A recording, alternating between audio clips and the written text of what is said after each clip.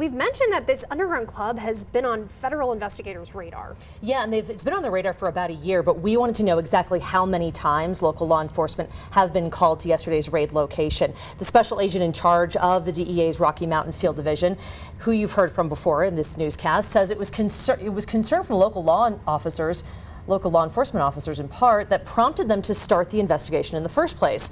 We wanted to know how many times they had gotten calls to respond to the club's address, and here are the numbers. You're looking at CSPD data going back to 2022 for calls to the club. In total, officers responded 138 times in the last 3 years. The more serious calls for service you can see there, 16 calls for crime investigations, 6 for reported assaults, harassment and threats, and 5 calls for drug investigations. The majority of the calls since 2022 were for suspicious vehicles and people that you can see there.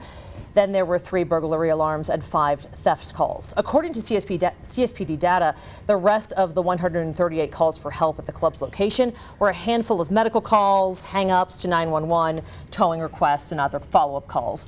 But the specific location is not the only one the illegal club has held gatherings. The club has operated out of several different addresses over the last 6 months or a year.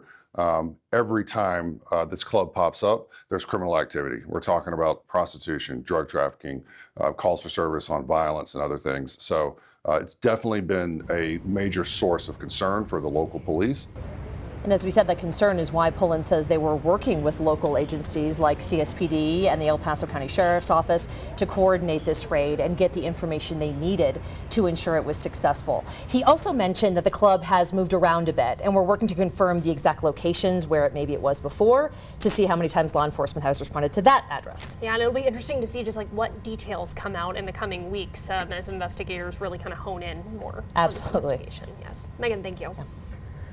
And to stay up to date on the federal drug raid and our coverage so far, you can visit our website, KOAA.com, or you can download our free KOAA app. Just scan the QR code on your screen right there.